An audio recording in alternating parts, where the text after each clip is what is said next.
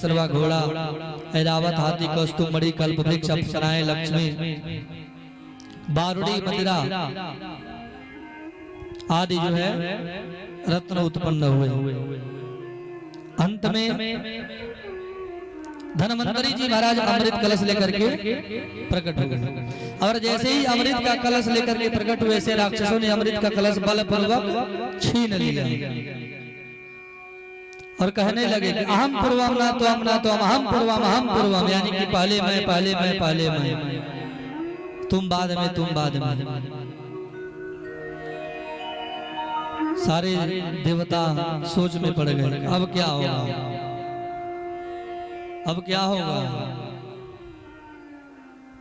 जब सारे देव सोच में पड़ गए कि अब क्या होगा तो भगवान पुनः एक लीला किए। भगवान मोहिनी का रूप धारण किए। बोल मोहिनी भगवान की। मोहिनी का रूप धारण किए और दूसरी दिशा से चले आ रहे हैं। और जैसे ही उनके ऊपर देवता और असुरों की दृष्टि पड़ती है तो सब मोहित हो जाते हैं। मोहिनी भगवान में सब मोहित हो जाते हैं। और भगवान जब नजदीक आए तो असुर कह रहे हैं कि देवी हम लोग समुद्र मथते मथते थक चुके हैं, लग रहा है कि तुम हम लोगों की थकावट दूर करने के लिए आई हो। मोहिनी भगवान कुछ नहीं बोल रहे हैं, आपस में दोनों वार्तालाप कर रहे हैं। अंत में एक असुर आता है और जो कलश लिया है वह कलश जो है कि मोहिनी भगवान को दे देता है। कहता है कि जब तुम आई गई हो तो ये लो, हम लोग तुम्हारे ही हाथ से इस अमृत का पान करना चाहते हैं। तुम हम लोगों को अमृत पिलाओ ताकि हम लोग अमर हो जाए। भगवान कहे कि ऐसा है कि दो लाइन बना लो, एक तरफ असुरों को बैठा दीजिए और एक तरफ देवताओं को बैठा दीजिए। कहीं मोहिनी का रूप धारण किए भगवान कहे कि भेद नहीं होना चाहिए, एक तरफ असुर और एक तरफ देवता। हम जिसको पहले पिलाएंगे वही पहले अमृत पिएगा, कोई बीच में उठेगा नहीं लाइन से। असुर कहे ठीक है, तुम जैसा उचित समझो। भगवान अमृत का पान देवताओं को लाइन से करा रहा है, असुरों को अपने मधुर मुस्कान का पान करा रहा है।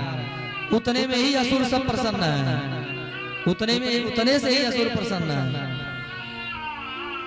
भगवान के मधुर मुस्कान से। अंत में एक असुर इस बात को भाप गया और चंद्रमा के बगल में आकर के बैठ गया। भगवान तनिक भी विलंब नहीं किए, जैसे ही अमृत उसके हाथ में गया और वो पिया, अभी अमृत उसके कंठ तक पहुंचा या नहीं पहुंचा तो भगवान देखे ये तो अमृत पान कर गया और असुर है, इसका आतंक बहुत होगा। तो भगवान तनिक भी विलंब नहीं किए, उस सुदर्शन को आदेश दिए और उसका सर से धड़ अलग हो गया। बोल बांके बिहारी लाल की। जब सर से धड़ अलग हो जाता है तब भगवान ज्ञानोपदेश देते हैं। देवगुरु बृहस्पति सबको बतलाते हैं कि अब आप लोग जो है बलि हो गए, अब आप लोग बलि हो गए, क्योंकि अमृत का पान आप लोगों ने कर लिया। बोले वृंदावन बिहारी लाल की जय।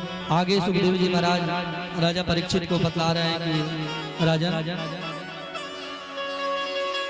जो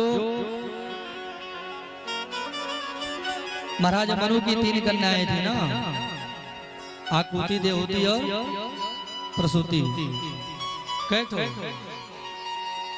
3 कन्या 2 पुत्र, टोटल 5 संतानें थी ना मनु और शत्रुपा से।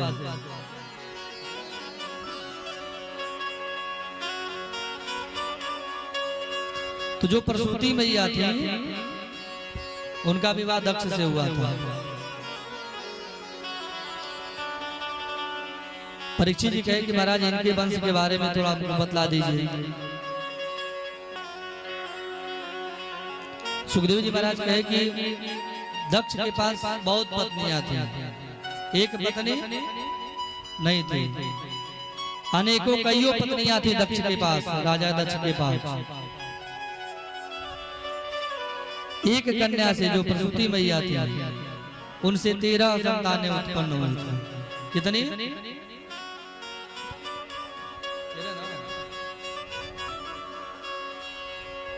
और एक पत्नी से 60 कन्याएं उत्पन्न हुई थी। कितना? 60। दोनों कथा अलग अलग आती है। 10 धर्म को दिए थे और एक अग्नि को दिए थे, एक पितरों को दिए थे, और जो सबसे छोटी लाडली पुत्री थी कौन? सती जी। सती जी का विवाह बाबा से हुआ था। बोल बाके बिहारी लाल की जय। और जो 60 कन्याएं थी उनके बारे में भी वर्णन किए कि 10 धर्म को दिए, 13 कश्यप जी को दिए, 27 चंद्रमा को दिए, अश्विनी भरणी कृतिका रोहिणी आदि जो है ये सब महाराज चंद्रमा की पत्नियां हैं। 2 भूतों को दिए थे और 2 अंगिरा को दिए थे, अंगिरा ऋषि को, और 4 जो तथ्य नाम के कश्यप थे उनको दिए थे, और 2 त्रिशास्त्र नाम के जो ऋषि थे उनको दिए थे। इस प्रकार इस 60 कन्याओं का वर्णन हुआ। कहे कि महाराज थोड़ा सा प्रकाश डाल दीजिए महाराज की कथा पे, कि आप ही इस पे प्रकाश डाल सकते हैं। भवेसी लवताम श्रेष्ठे दक्षो दूहि त्रिवत्सलः विश्वे समकरोत्कस्माद् धृत्यात्मजां सते। इधर विदुर जी महाराज मैत्री जी से यही प्रश्न कर दिए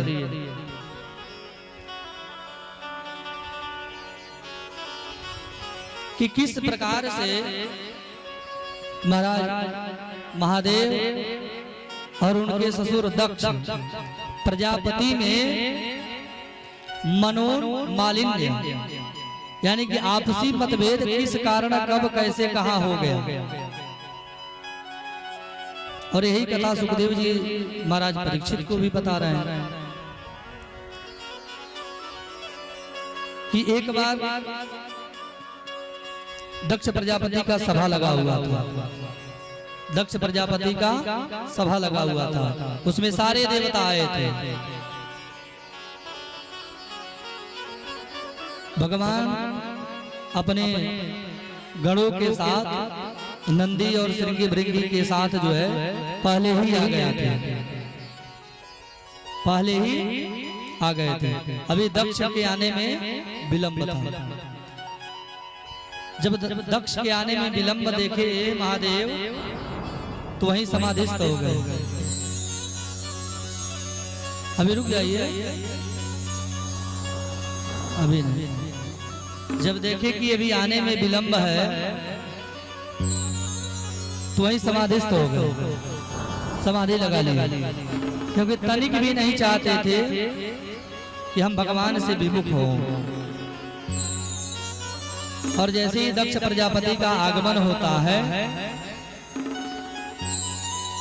जैसे ही दक्ष प्रजापति का आगमन होता है, सभी लोगों उठ करके अपने राजा का समुचित सत्कार किए, आओ भगत किए। जब राजा दक्ष इस दृश्य को देखे कि हमारा दामाद हमारे आने पर भी खड़ा होकर के हमारा अतिथि सत्कार नहीं किया। दक्ष को ये तो थोड़ी ना पता था कि महादेव समाधिस्थ हो गए भगवान नाम जप में, और महादेव जप कर रहे हैं, राम राम जप रहे हैं। तो दक्ष प्रजापति आवेश में आकर के लगा भला बुरा कहने महादेव ये अमंगल वेशधारी है। हमारी अपनी बिटिया के कहने पे हमने सुंदर जैसी फूल जैसी बिटिया इसको हमने दिया, इससे विवाह किया। हमारा दामाद है यह, लेकिन हमारे आने के बाद भी इसने हमारा समुचित स्वागत नहीं किया, जड़ की भांति बैठा रहा। नंदी बाबा सुन रहे थे बगल में। नंदी बाबा तो जान रहे हैं कि ये समाधि लगा लिए हैं। नंदी बाबा खड़े हो गए सभा में, कहे कि तुम बकरे की भांति बहुत बोल रहे हो, तुम बकरे की भांति बहुत बोल रहे हो, जाओ तुम्हारा सर जो है कि धड़ से अलग हो जाए।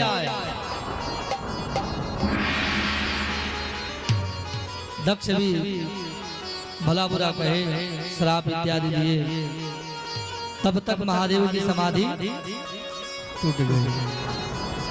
जब महादेव की समाधि टूटी तो महादेव किसी से कुछ भी नहीं कहे, अपने गणों को लिए और कैलाश पर्वत पर पहुंच गए। कैलाश पर्वत पे पहुंच गए। महादेव वहां से जब आए तो सती को लेकर के बिहार चले गए। बोल भूत भावन भोलेनाथ की, काशी विश्वनाथ की।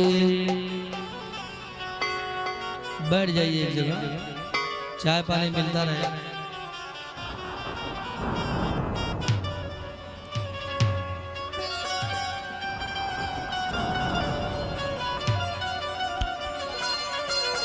शंकर तेरी जटा से, जिसको भी चाय पीना है जल्दी जल्दी पी लीजिए, चाय पी लीजिए, उसी में जल्दी से पी लीजिए सभी लोग।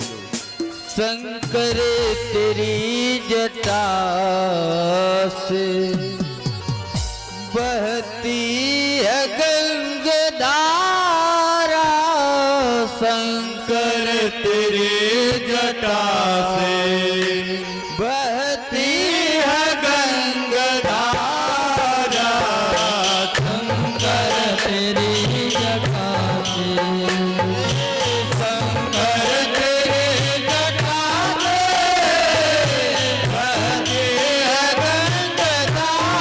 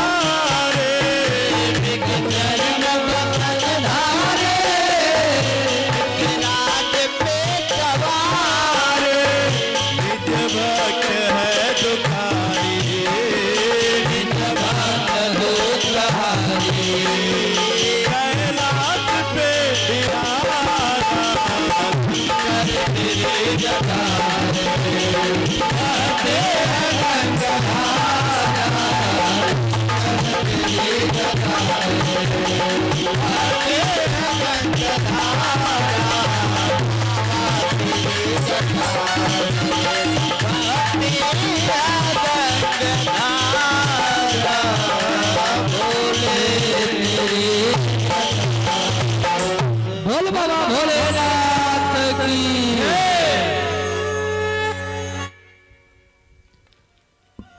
कैलाश पर्वत पर बाबा अपना डेरा जमा लिया और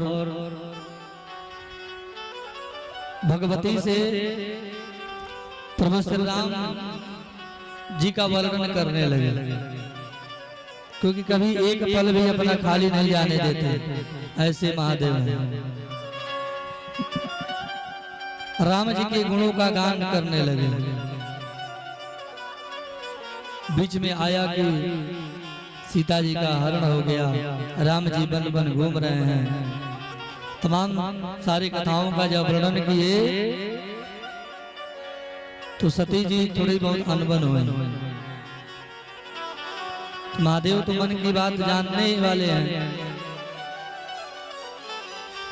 महादेव कह भी रहे हैं कि उमा कहूं मैं अनुभव अपना, सत हरि भजन जगत सब सपना। ये जो हम आप सब देख रहे हैं क्या है? ये सब सपना है, मोह माया है। अनुभव कौन अपना अनुभव बता रहा है? महादेव अपना अनुभव बता रहे हैं। कलम कहे भी थे कि अनुमान गलत हो सकता है लेकिन अनुभव गलत नहीं होगा। उमा कहूं मैं अपना अनुभव बता रहा हूं तुमसे, अनुभव अपना। सत हरि भजन जगत सब सपना।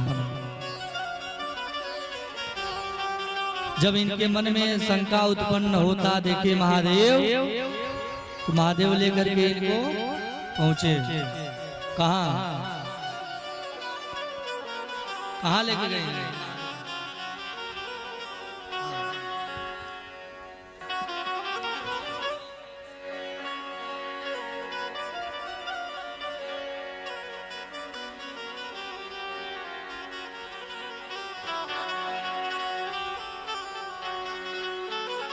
याज्ञवल्क्य जी,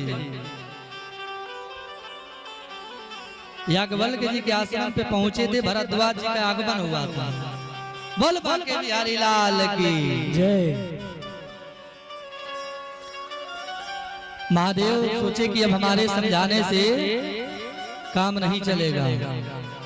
आज भी यदि आपका पुत्र आपसे नहीं समझ पा रहा है तो आप स्वयं दूसरे को कहते हैं ऐसा है, थोड़ा आप समझाएंगे तो समझ जाएगा।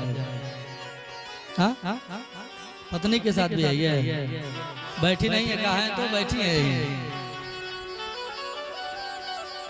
तो बहुत लोग समझ भी जाते हैं।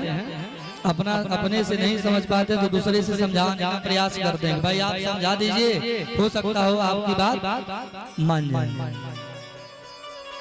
तो महादेव भी वही किए, लेकर के पहुंच रहे हैं। बोल बाके बिहारी लाल की जय। एक बार त्रेता युग माही शंभु गए कुंभजरी संग सती जग जननी भवानी जय हो संग सती जग जननी भवानी पूजे ऋषिया किले स्वर जानी संग सती जग जननी भवानी पूजे ऋषिया किले स्वर बोल बाके बिहारी लाल की। अपने संग सती जी को लेकर के कहाँ पहुंच गए? आश्रम पर। संग सती जग जननी भवानी पूजे ऋषि अखिलेश्वर। जाते हैं तो ऋषि को प्रणाम करते हैं और ऋषि इनको प्रणाम करते हैं, दोनों लोग, वो उनको और वो उनको।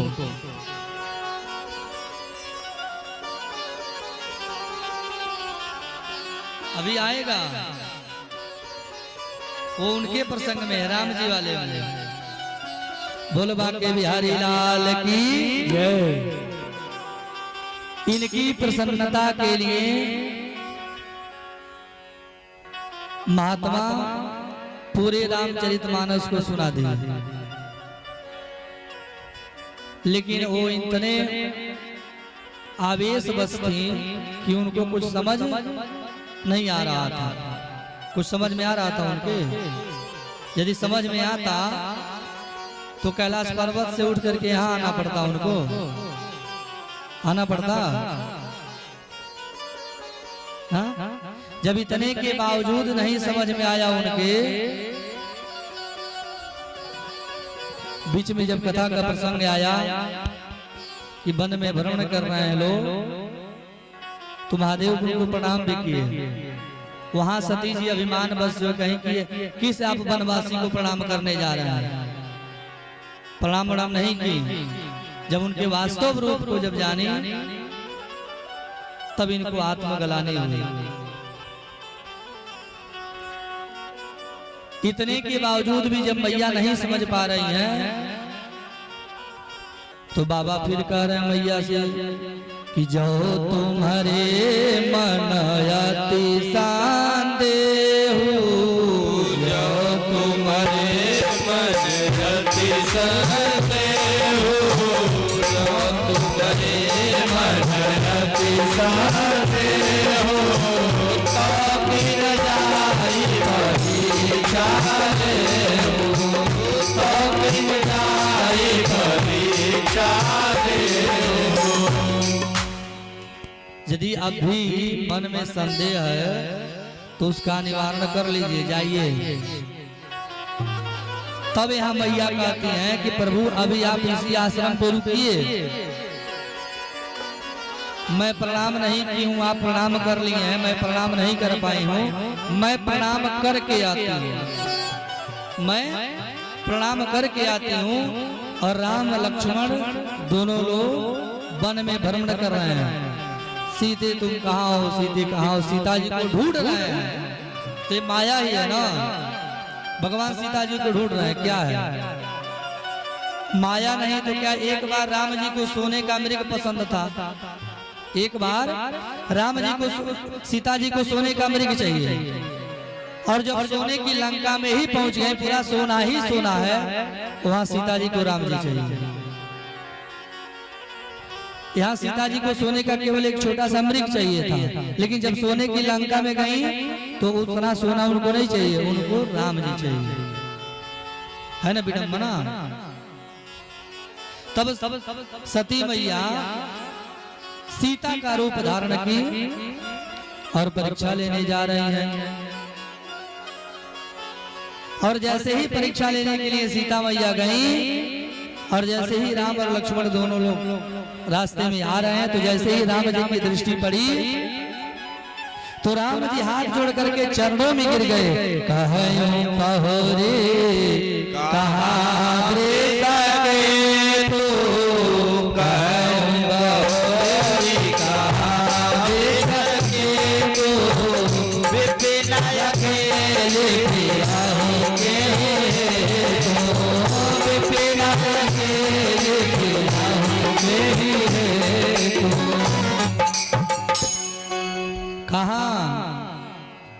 अकेले कहाँ घूम रही हैं। लक्ष्मण जी सोच रहे हैं कि अब क्या हो गया, अकेले कहाँ घूम रही हैं, कहाँ है काली कमली वाले, महादेव कहाँ है, बूढ़े बैल वाले कहाँ हैं, कहाँ छोड़ के नहीं बूढ़ा बैला वाला के काली कमली वाले, कहाँ छोड़ के अकेले वन में घूम रही हैं। अब सती मैया शर्म के मारे भगी फिर रही है, जहाँ जाए वहीं क्या देख रहे हैं, भगवान के रूप को देख रहे हैं। जहाँ चिता वहीं तहाँ प्रभु वासिया, जहाँ चिता वहीं तहाँ प्रभु वासिया, जहाँ चिता वहीं तहाँ प्रभु वासिया, जहाँ चिता वहीं तहाँ प्रभु वासिया। सेवा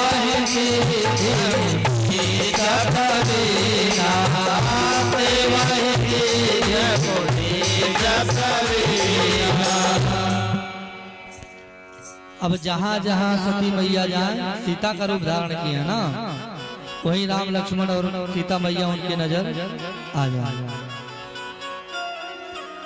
लज्जित हो गई अपने आप पे कि हम कहां से कहां आए हैं परीक्षा लेने के लिए। हो गया गड़बड़, यही से सब काला के मर्दे के बाद माने के चाहिए। अब विवाह में जब सप्तपदी होता है वहाँ 7 और 5 जोशी जाते हैं विवाह कराने तो सप्तपदी सुनाते हैं। वहाँ तो सप्तपदी में कन्या कहती है पहले ही वाक्य में कि मैंने जप तप नियम से किया, अनेक तीर्थों का भ्रमण किया, अनेक देवालयों में जाकर के मैंने पूजा किया, अनेक व्रत किया, उस व्रतों का उद्यापन भी किया, अनेक संतों की सेवा, ब्राह्मणों की सेवा की, महादेव का अभिषेक किया, उसके बाद मैंने पति के रूप में आपको प्राप्त किया, है ना। तो जब इतना सब होने के बाद वहां से जैसे व्यक्ति घर जाता है वैसे सब सप्तपदी खत्म। चौका के बाद चौका में, चौकी के बाद माता जी सब खत्म है कि नहीं। दाम्पत्य जीवन में केवल व्यक्ति सप्तपदी का निर्वहन कर ले तो उसके जीवन में कोई कठिनाई आने वाली नहीं है।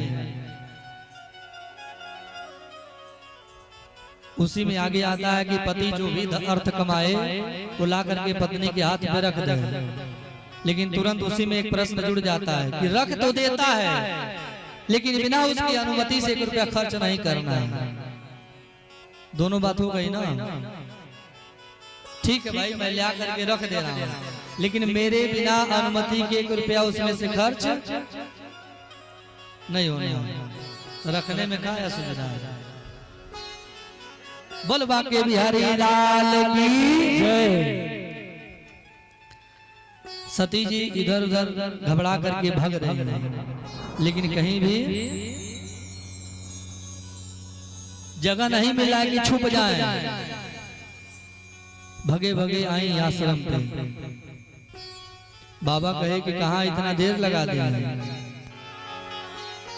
तो सबसे बड़ी गलती मैया यही कर रही है, सबसे बड़ी गलती करने जा रहे हैं। अभी तो गई थी परीक्षा लेने, ठीक था, लेकिन जैसे ही महादेव पूछते हैं कहाँ इतना विलंब हो गया, तो सती मैया झूठ बोल देती है कि महादेव आप तो प्रणाम करके आ गए थे, मैंने तो प्रणाम नहीं किया था महादेव, और मैं भी प्रणाम करने चली गई। अरे तो अंतर्यामी है। तुरंत ध्यान लगाए और देख रहे हैं क्या कि सती तो सीता का रूप धारण करके गई थी, महादेव गई थी, हमारे प्रभु, हमारे अनन्य प्रभु का गई थी परीक्षा लेने। तो जब गई तो महादेव समझ गए और मन ही मन प्रभु को प्रणाम किए कि जब सती से सीता बन गई तो फिर स्थान अभी भी है। पहले तो पत्नी थी, लेकिन अब बोल भूत भावन भोलेनाथ की जय। तन सतिया बेटया बनाही, तन सती बेटया बनाही, दिवस कल्पके नमन माही, दिवस कल्पके नमन माही। भोल बाबा भूत भावन भोलेनाथ की जय हो। महादेव तुरंत ही संकल्प ले लिए कि अब यह तन भेंट या बना है। संकल्प कर लिए, क्योंकि पत्नी से माता का रूप धारण कर ली, तो पुनः जब माता का रूप धारण कर ली उसके बावजूद भी झूठ बोल दी, तो ये जो स्थान है बामांगनी होने का, वह स्थान खत्म हो गया। और महादेव वहां से उठे और सीधे कैलाश पर्वत पर आए और त्रिशूल जमाए और बाबा धुई रमा दिए। बोल भूल भावन भोलेनाथ की जय। बाबा बैठ गए समाधि लगा करके, मैया भी साथ में आई, सेवा भाव चल रहा है। इधर जब दक्ष प्रजापति और जो महादेव में मालिन्य हो गया था, वाद विवाद संवाद इत्यादि हो गया था, तो दक्ष प्रजापति के मन में आया कि देखें कि बिना महादेव की पूजा का यज्ञ हमारा पूर्ण होता है कि नहीं होता है। तो एक छोटे से यज्ञ का आयोजन किया दक्ष प्रजापति ने, और वह यज्ञ पूर्ण भी हो गया। उस यज्ञ में कोई विघ्न बाधा नहीं आई। तो दक्ष प्रजापति कहे कि यदि छोटा यज्ञ पूर्ण हो सकता है तो बड़ा यज्ञ भी पूर्ण होगा। बृहद यज्ञ का आयोजन किया, छोटा मोटा यज्ञ नहीं है, बृहद यज्ञ का आयोजन हुआ। किसके घर हो रहा है? सरस्वती मैया के घर हो रहा है। उनके पति है ना वो, तो सीता जी सती मैया के घर हो रहा है। यज्ञ का तैयारी धूमधाम से हो रहा है। अपने वहां भी हुआ था ना धूमधाम से, कलश यात्रा निकला था ना, बाजा वाजा के साथ सब लोग गए थे। उसी प्रकार से कई महीना पहले से ही यज्ञ की तैयारियां हो रही हैं। निमंत्रण पत्र छप गया और सबके वहां वितरित भी हो गया, लेकिन महादेव के पास कैलाश पर्वत मेरे पत्र नहीं पहुंचा। धीरे धीरे यज्ञ नजदीक आ गया और जिस दिन यज्ञ था उस दिन आकाश मार्ग से इंद्र महाराज का रथ जा रहा है, विष्णु जी का जा रहा है, अन्य देवी देवताओं का रथ जा रहा है, अन्य देवी देवताओं का रथ जा रहा है। लेकिन नारायण नहीं पहुंचे। काहे से जहां महादेव नहीं जाएंगे वो जगह पूरे नहीं होगा, नारायण जानते ही थे, इसलिए नारायण उस जगह में अभी नहीं पहुंचे थे। आकाश मार्ग से जब सबको देखी, अपनी सभी बहनों को देखी, सारी बहनें जो हैं कश्यप जी से जो ब्याही थी, जो अग्नि से, जो पितरों से, सब लोग जा रही हैं। तब सती मैया आकर के कह रही हैं बाबा से, कहा दिन भर जपते रहते हैं, कुछ देखते भी हैं, कहीं का खोज खबर भी रखते हैं। आज आपके ससुर यज्ञ कर रहे हैं। कौन यज्ञ कर रहा है? आपके ससुर जी यज्ञ कर रहे हैं। हमारे पिताजी, हमारे बाबूजी यज्ञ नहीं करते हैं, आपके ससुर जी यज्ञ कर रहे हैं। बात ही मनवा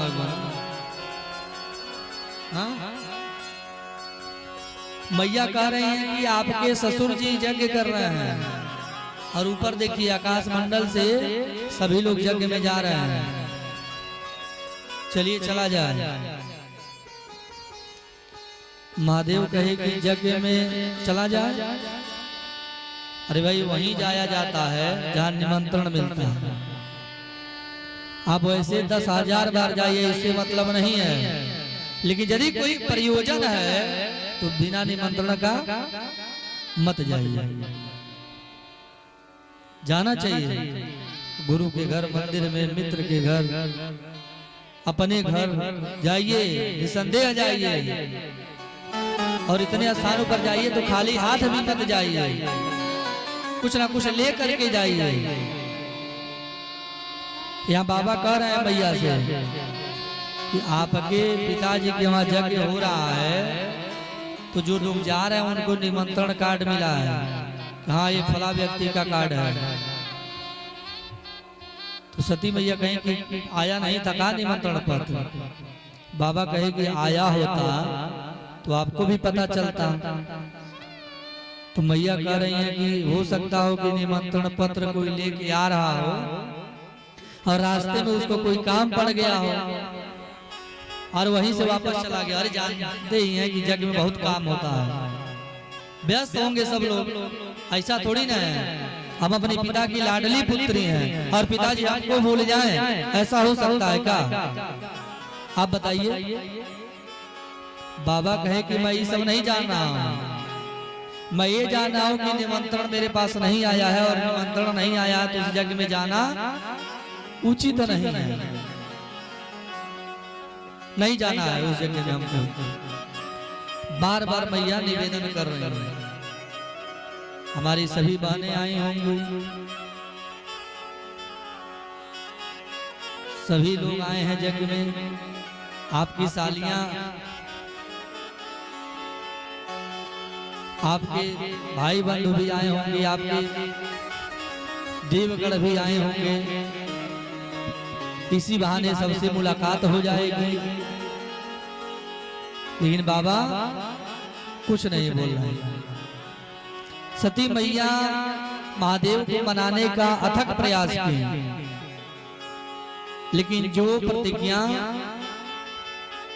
बाबा लेकर के बैठे हुए हैं उस प्रतिज्ञा से अडिग हैं।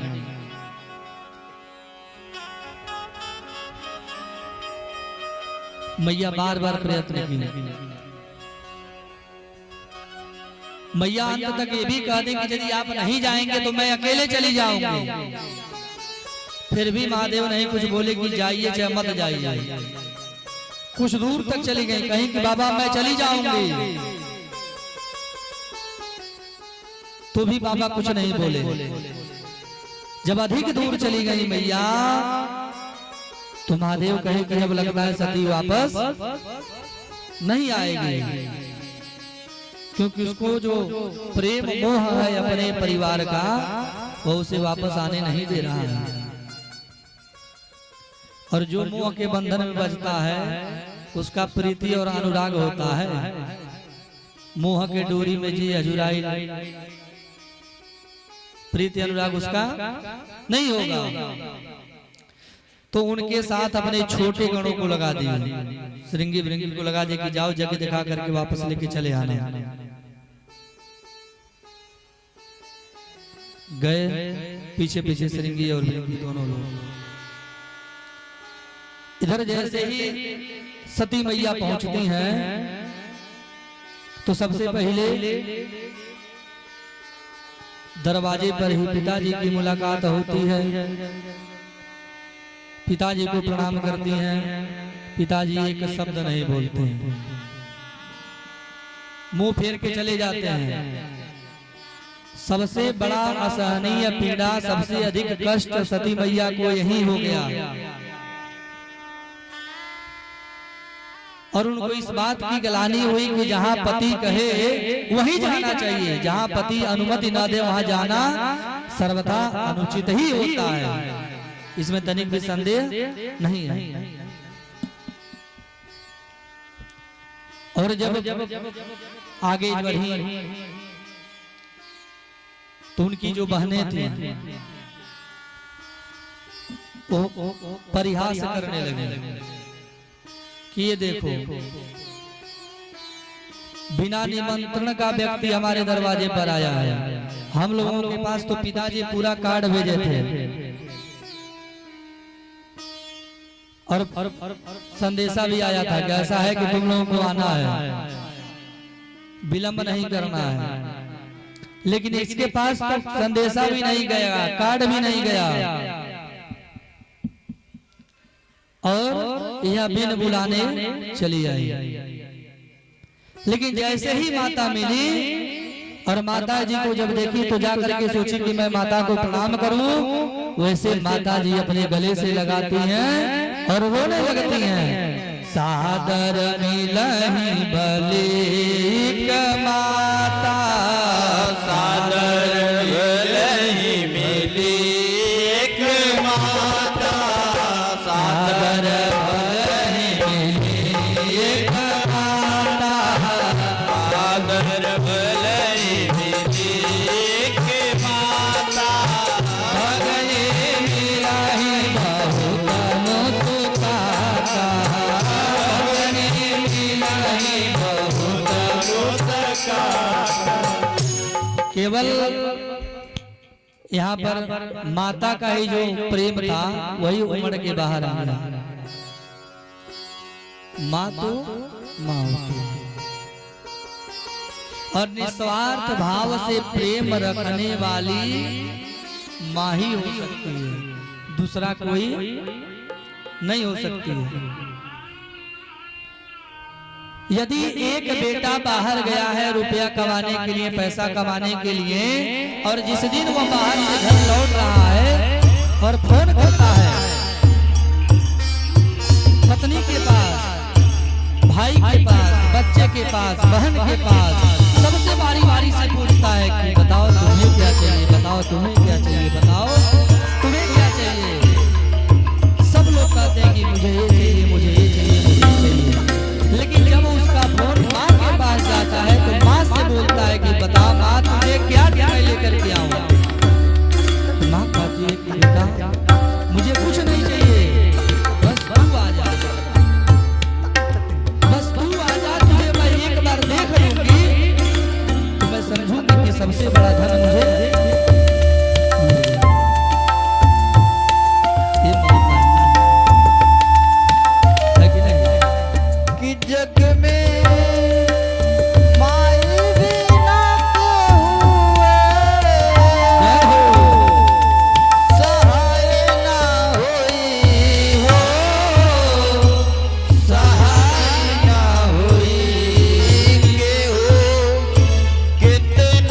दुला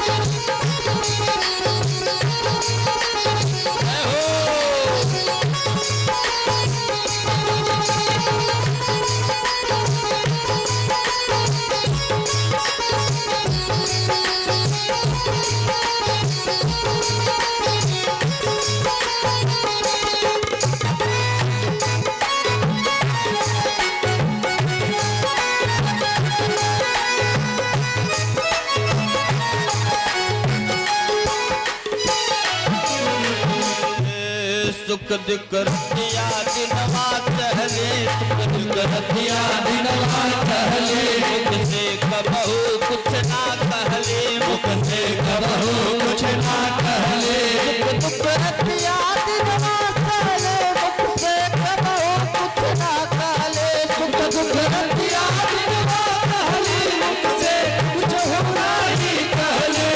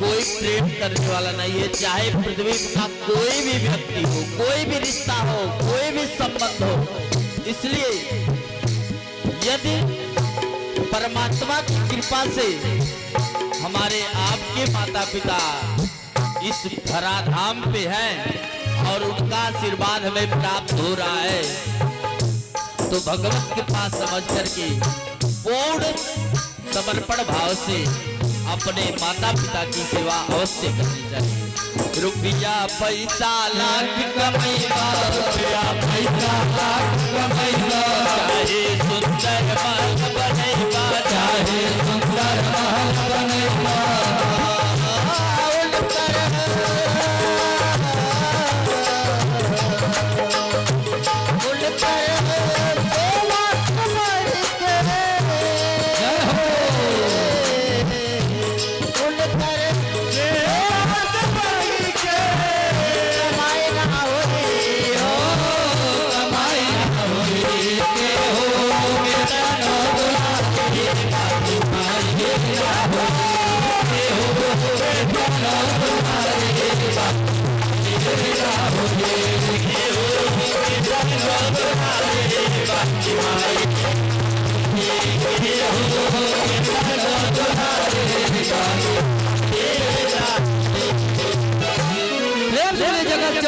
जगदम्बा की जय हो।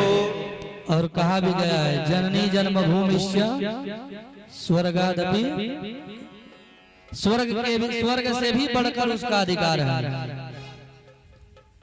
लेकिन जीते जी नहीं माने और मरने के बाद जब तिथि आएगी तो दानोपदान करने के, तो उस दानोपदान का कोई मतलब, कोई भी अस्तित्व नहीं रह जाएगा। आज जान लीजिए,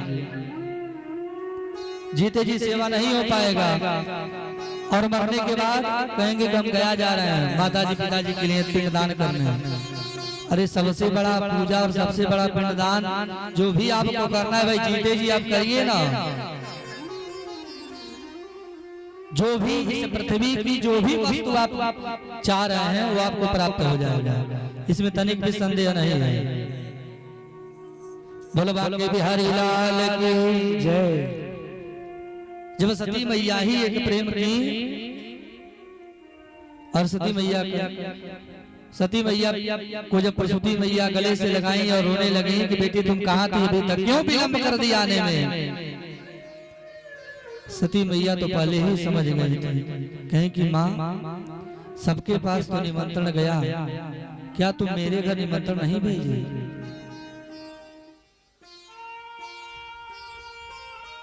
प्रसूति मैया के पास शब्द नहीं थे कि कुछ कहें।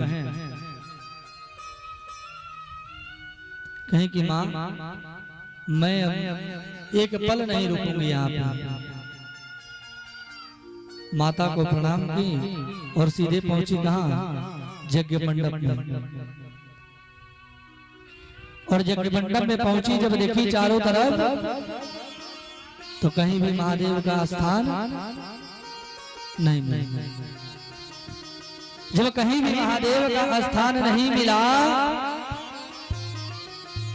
नातस्य लोको स्यात् तिसायनः प्रिय अस्थात्रियो देहभूता प्रियात्मनः तस्मिन् समस्तात्मनि मुक्तिवैरके ऋते भवन्तं कतमः प्रतीयते। जब कहीं भी स्थान नहीं देखी तो जो भी ऋषिगण महात्मा इत्यादि जो यज्ञ करा रहे थे उनसे कहीं कि हे महात्मा गण, आप लोग तो बुद्धिजीवी हैं, आप लोग तो सर्वस्व जानने वाले हैं। क्या इस पृथ्वी पे कोई ऐसा जीव जंतु मानव है, असुर है, जो यह कह दे कि मुझे महादेव बैर रखते हैं, मुझसे महादेव बैर रखते हैं। और ऐसे महादेव के बिना आप लोग यज्ञ कर रहे हैं, आप लोग का यज्ञ पूर्ण होगा। मैया तनिक भी देर नहीं लगाई। कुछ लोग प्राय कहते हैं कि मैया उसी हवन कुंड में कूद गई, तो ऐसा नहीं है। अग्नि देवता की क्या मजाल जो सती मैया को जला पाए। सती मैया वहीं हवन कुंड के बगल में आसन लगाई और जो अग्नि के बल पे अपने शरीर को जला करके बस कर दो। प्रेम से बोलिए सती मैया की जय। जब इस दृश्य को श्रृंगी और भृंगी देखे, दो ही गए थे ना, दोनों बेचारे अथक प्रयास किए लड़ने भिड़ने का, लेकिन इतने अनुचर थे दक्ष प्रजापति के कि सब मार के खदेड़ डाले। जब खदेड़ डाले तो ये दोनों भगे भगे कहाँ गए, कैलाश पर्वत में बाबा समाधि लगाए हुए थे। जाकर के कहे कि प्रभु सती मैया जल गए। बाबा कुछ नहीं बोले, क्योंकि बाबा तो त्याग कर ही चुके थे। पुनः एक गण दूसरे कान में बोलता है, कहता कि हो सकता है काफी देर से समाधि में बैठे हुए कान में खोट उठा गया हो। दूसरे कान में बोलता है कि आपके जो तो गण गए थे उसे वो भी मारे गए, वो भी मार खाए। और जैसे जब गणों की बात सुने तो जोर से उठे, शरीर झल्ला गया महादेव का, क्योंकि गण की बात थी। अपनी जटा से एक बाल निकाले और जमीन पे पटक दिए कैलाश पर्वत पर। और देखते ही देखते उस जटा से एक विकराल रूप धारण किए हुए व्यक्ति का प्रादुर्भाव होता है। और जैसे ही उसका प्रादुर्भाव होता है वैसे ही वो कहता है कि बताइए महादेव, मेरा कार्य बताइए। और जब वो बालक उत्पन्न हुआ तो रोया नहीं। महादेव कहे कि तुम बड़े वीर हो, और भद्र निकाल करके फेंके, कहे कि तुम बड़े वीर हो, जाओ जिसने हमारे गणों को मारा है जाओ, और जिस यज्ञ में मारा है उस यज्ञ का विध्वंस कर दो, छोड़ना मत। वीरभद्र परिक्रमा किए और अधिक संख्या लेकर नहीं वीरभद्र गए, बस 10-20 की टोली बनाई और अकेले काफी थे, अकेले पहलवान है।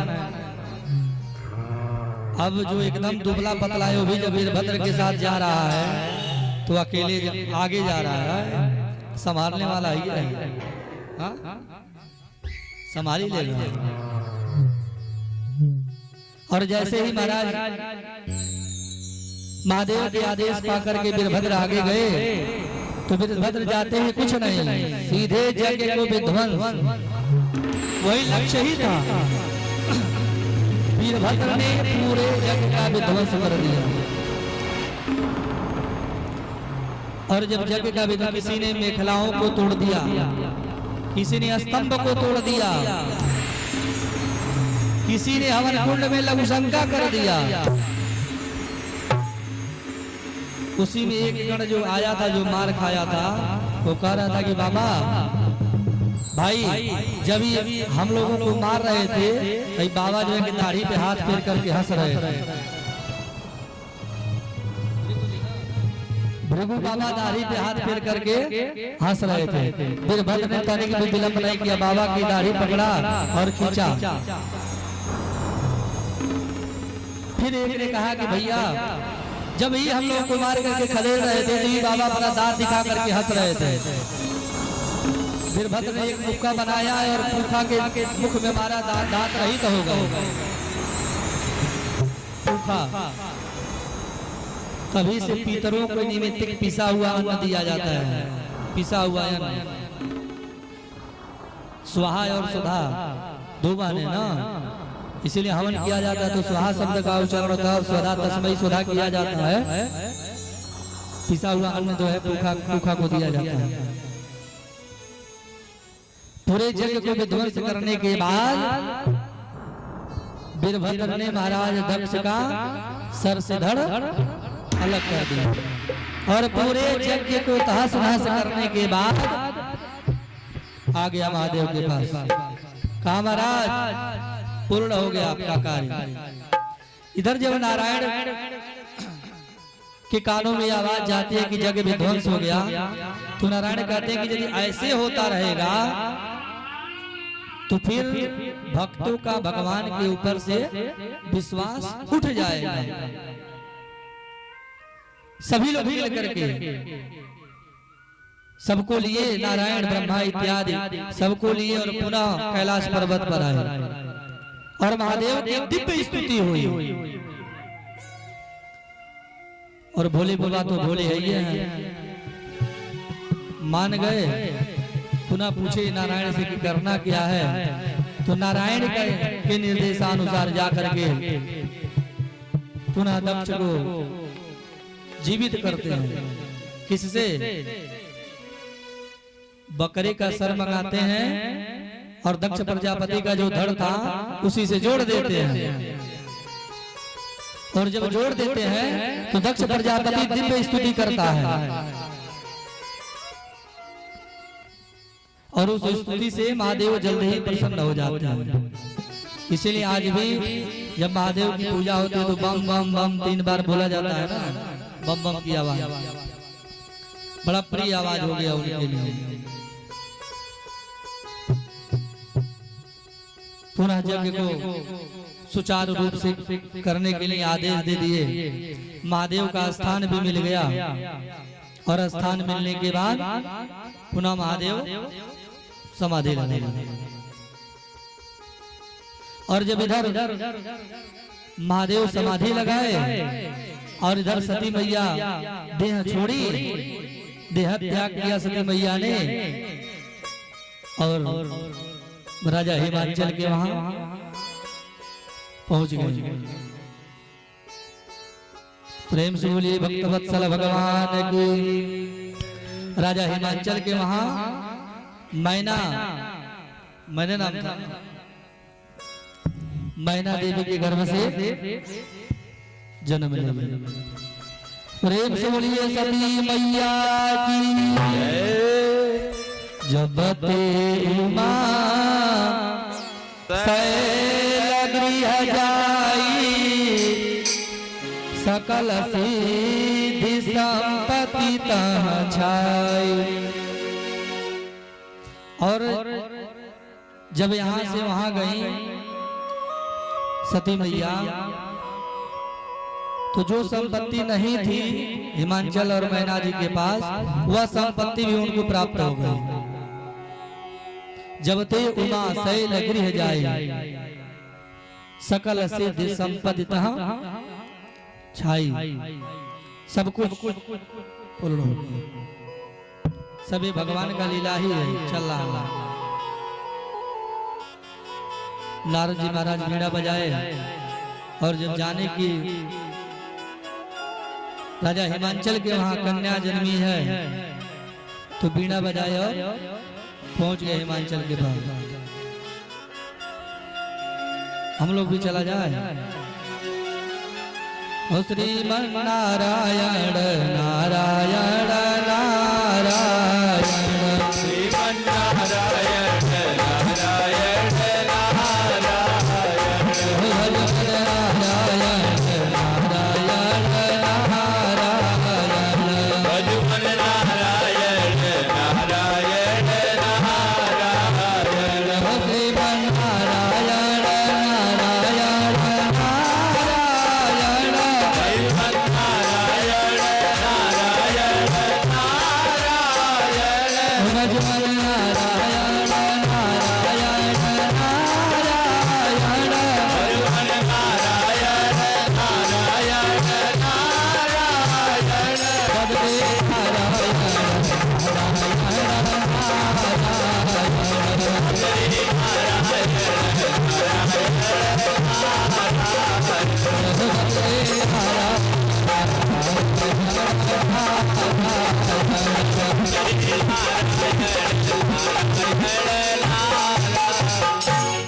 प्रेम से बोलिए भूत भवन भोलेनाथ की।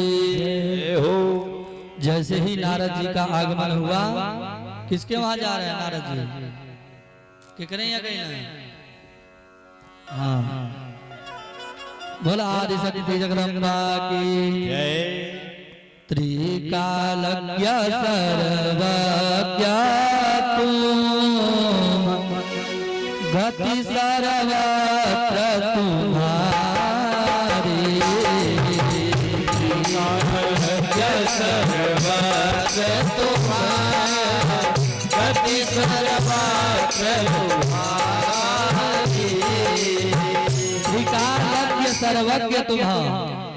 कि हे महाराज ब्रह्मा जी के मानस पुत्र, आप त्रिकालज्ञ हैं, सर्वज्ञ हैं, आप सब कुछ जानने वाले हैं। और जब आप आए हैं तो हमारी कन्या हुई है, बिटिया हुई है, सुता हुई है, उसके बारे में कुछ फलादेश कर दीजिए। कहूं सुता के दोष गुना मुनिवर हृदय विचार। आप थोड़ा विचार करके इसका गुण बतलाइए, इसका फलादेश करिए। नारद जी महाराज गुण को बतला रहे हैं। किसके गुण को?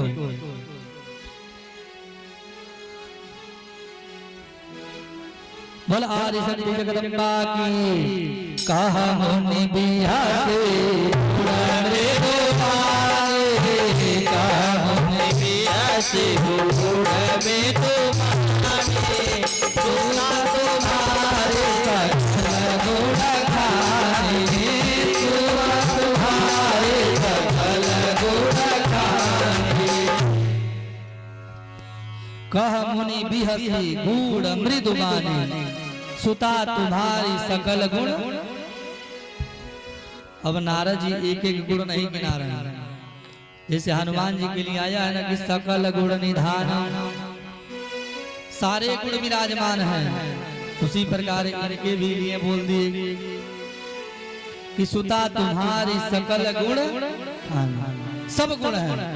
और यहाँ एक गुण आ जाए तो व्यक्ति पूजनीय हो जाता है, और जब पूजनीय होता है तो उसके अंदर अभिमान आ जाता है। क्योंकि इस पृथ्वी पे मनुष्य का पूजा नहीं होता, उसके गुण की पूजा होती है, और जब गुण की पूजा होने लगती है उसके अंदर अभिमान आ जाता है।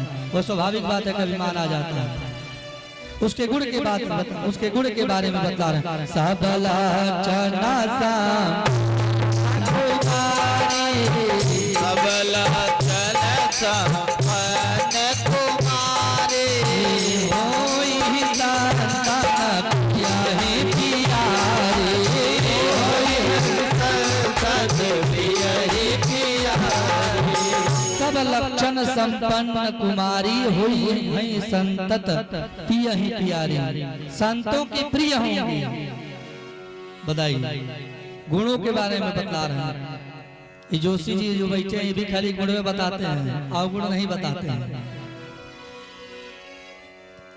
सारे गुणों के बारे में बतला गए नारद जी महाराज कि सदाया चाला कर यही माता, सदाया चल यही कर यही माता, सदाया चल यही कर यही माता, दस पै पे तुम्हारा, दस पै पे कहे कि सब कुछ रहेगा इसके पास, लेकिन इसके सास ससुर नहीं रहेंगे।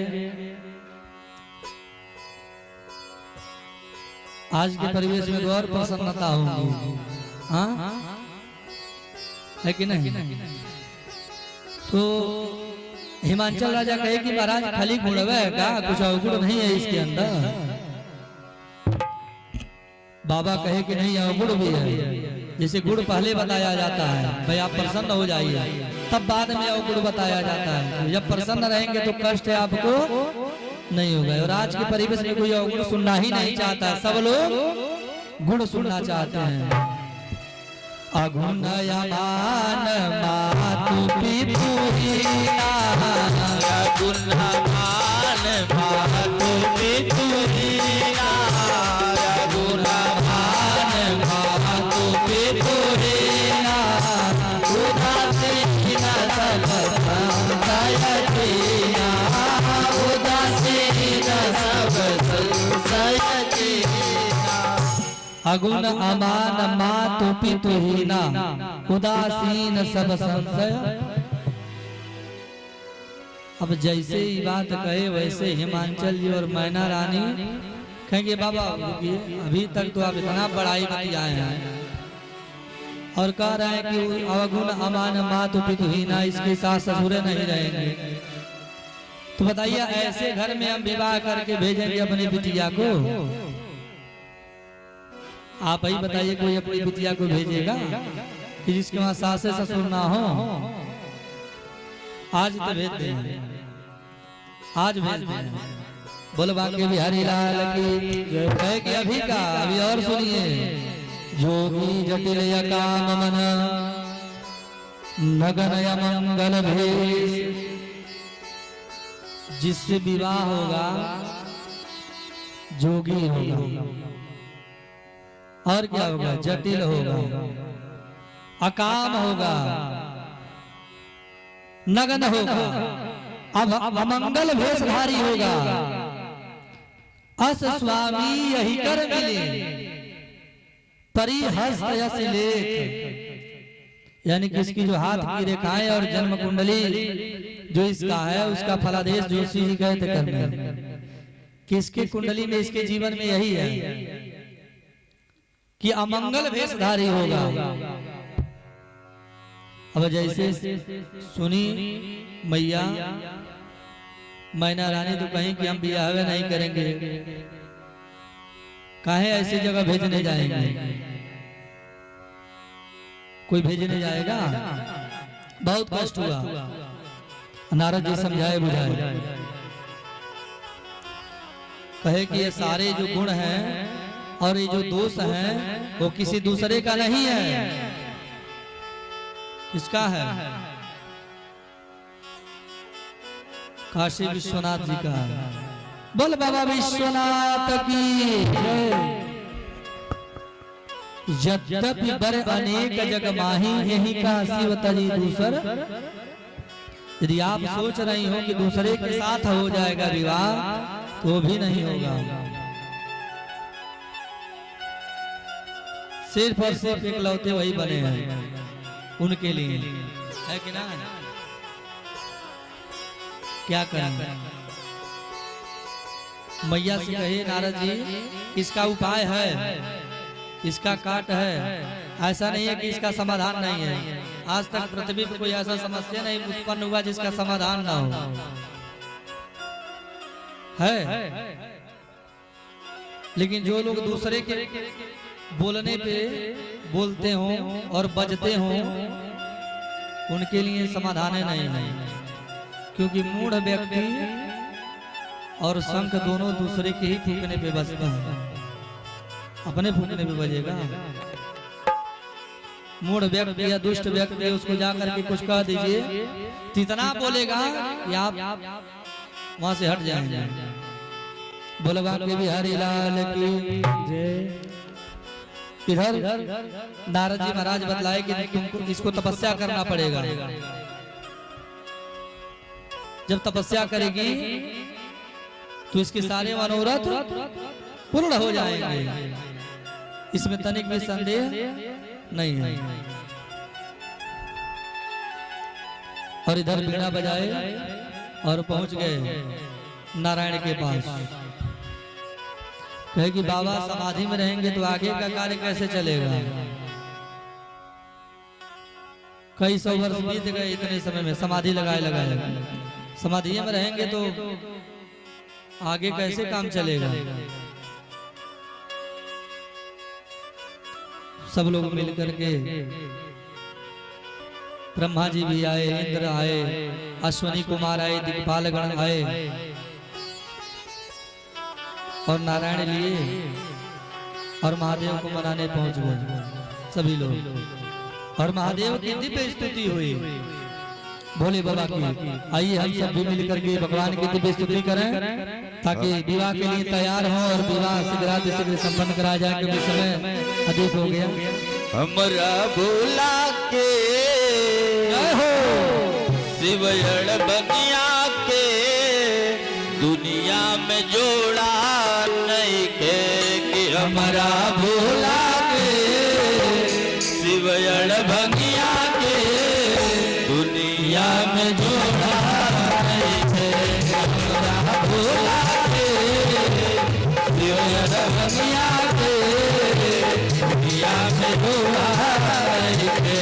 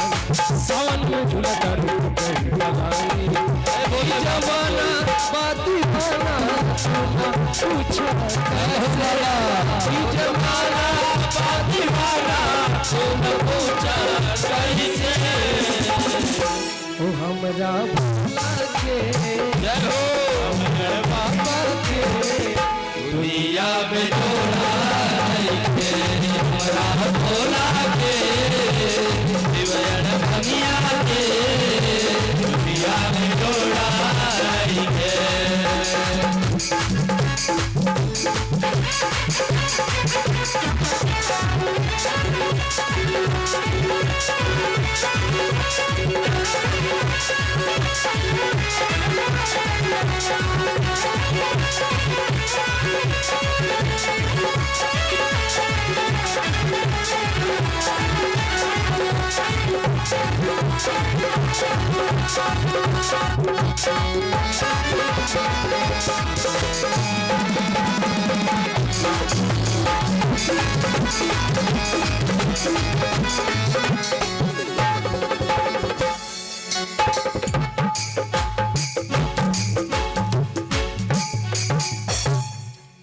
बोल भूत भवन भोलेनाथ की जय हो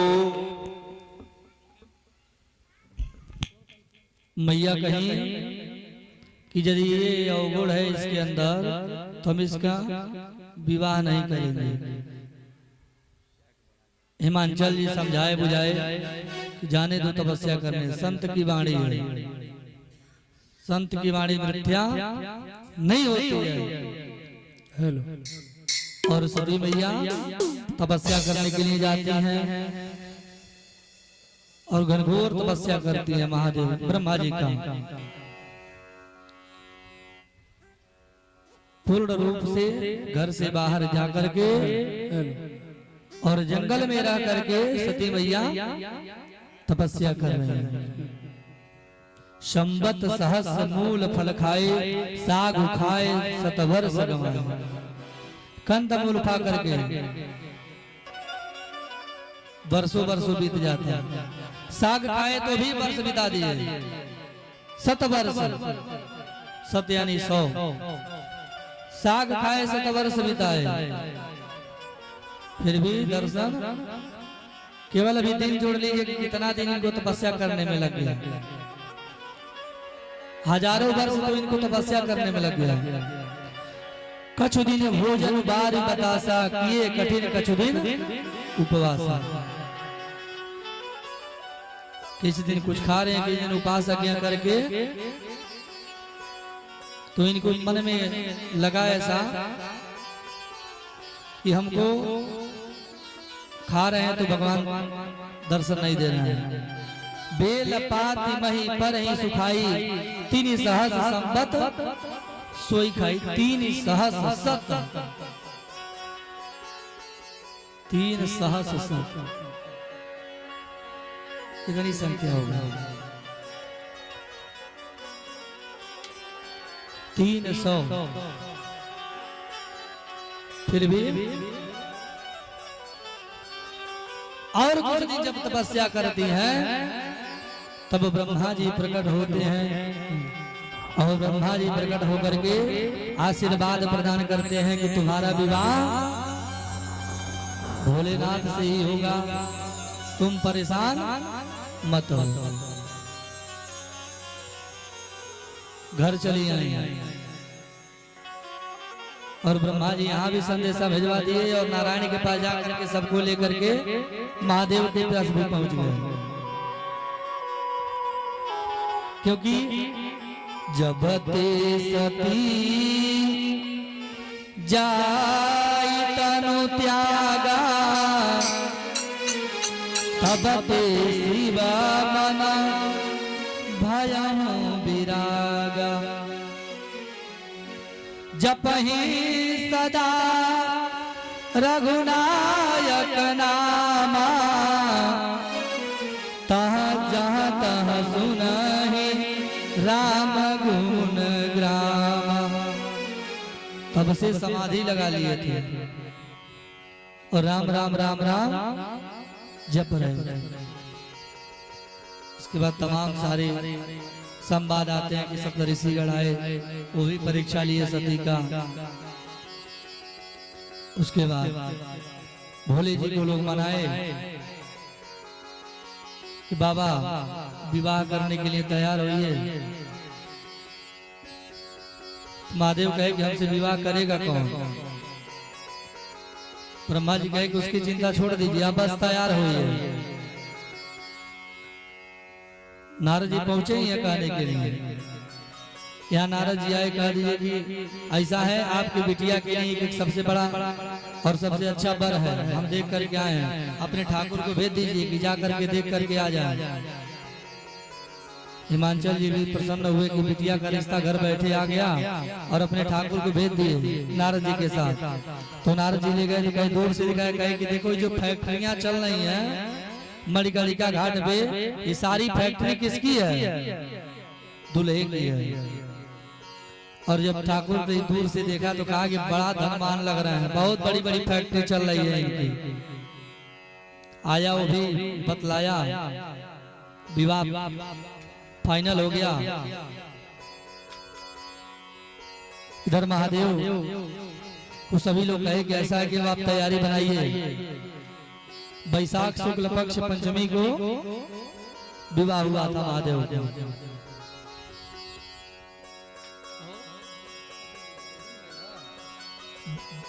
पार्वती जी का वैशाख शुक्ल पंचमी को।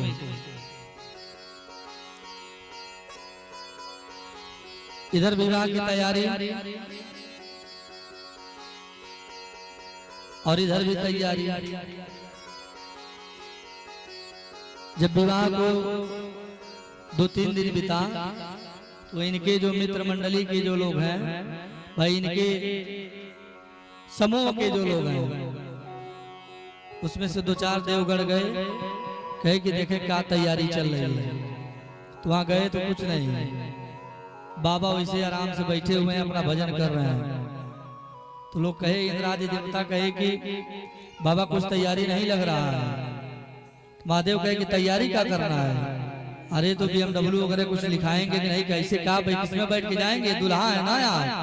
कहे कि रोज नंदी के आगे मुंह करके बैठ के जाते हैं, विवाह करने जाएंगे तो पीछे मुंह करके बैठ के चले जाएंगे।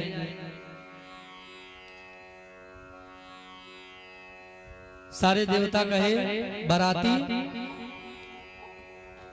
और अति सब तैयार, सब मिठाई उठाई सब बन रहा है, आप लोग भी तैयारी करिए।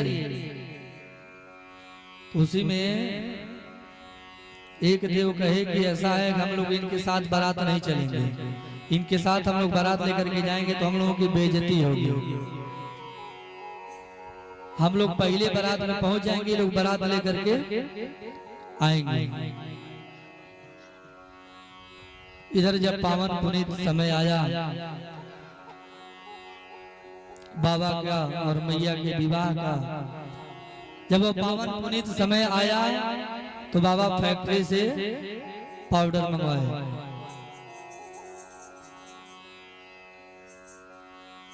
पाउडर मंगवाए और अपने गणों को आदेश दिया कि लगाओ। और जब पाउडर लग रहा है तो सांवर्तक नामक मेघ हैं जो इंद्र के, वो हल्का फुल्का बूंदाबांदी बारिश भी, पानी भी बरसा रहे हैं।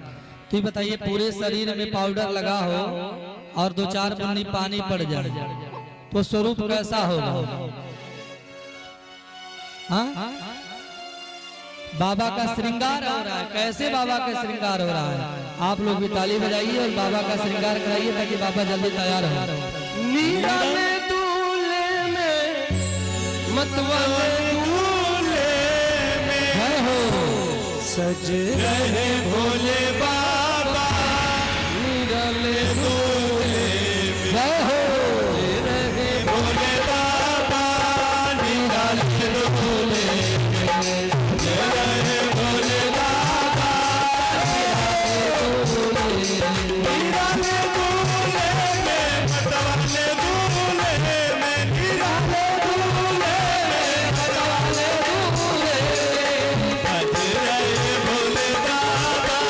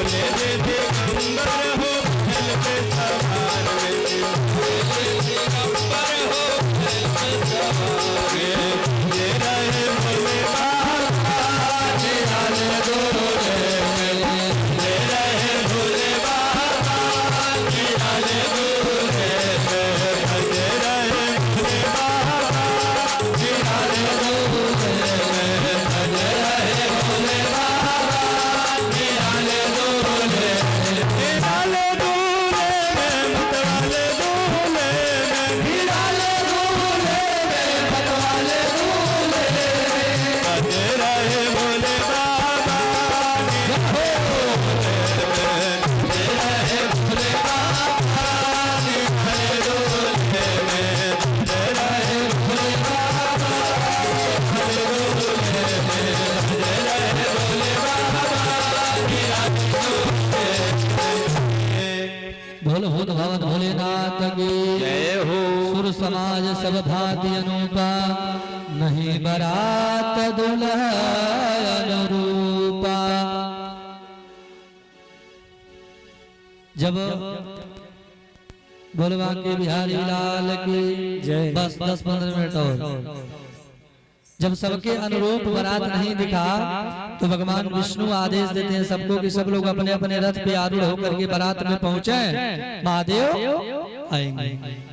श्रृंगी और भृंगी जो इनके प्रमुख गण हैं, भृंगी को आदेश देते हैं कि जाओ राजा हिमाचल के वहां पहुंच रहे हैं, आप लोग भी महादेव का समुचित स्वागत करिए। प्रेम से बोलिए भूत भवन भोलेनाथ की जय। फूल छोड़ करके बैठ जाइए।